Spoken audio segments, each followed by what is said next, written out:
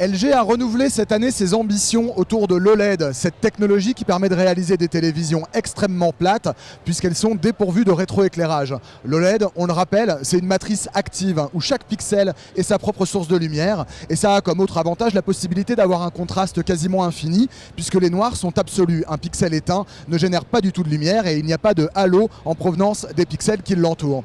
Alors cette année, LG a centré ses annonces en matière de télé autour de l'OLED, même s'il y a aussi des téléviseurs LCD dans la gamme du fabricant. Cette OLED, c'est une technologie qui nous intrigue depuis des années et qui, il semblerait, est en train vraiment d'arriver à maturité. En tout cas, c'est le message que LG veut nous faire passer ici.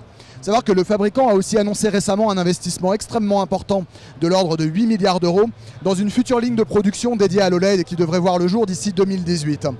Donc, les annonces OLED LG du CES 2016, c'est en fer de lance ce modèle, un modèle qui appartient à la gamme signature dont on vous parlait en début de semaine, qui est le G6 et qui veut incarner ce qu'il est possible de faire de mieux en matière d'OLED sur un écran d'ici 77 pouces. Donc la dalle est extrêmement fine, elle est sur un support en verre pour renforcer encore cette impression de finesse.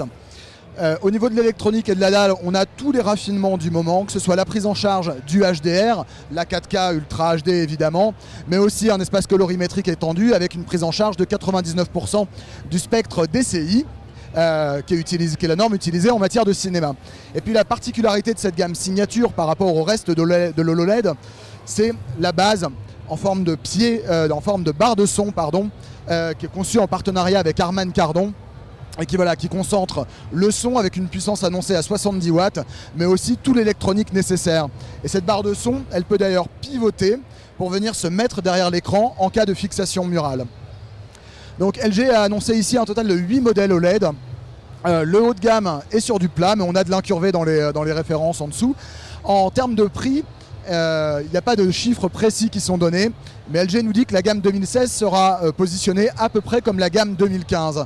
En même temps, le sud-coréen ne voit pas vraiment l'intérêt de baisser ses prix. Il faut savoir que l'an dernier, il dit avoir écoulé entre 4 et 500 000 téléviseurs OLED.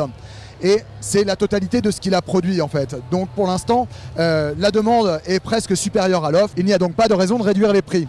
En 2016, il ambitionne de doubler le nombre de ses ventes avant vraiment de démocratiser l'OLED, en tout cas d'essayer de faire beaucoup plus de volume à partir de 2018 et des années qui suivent.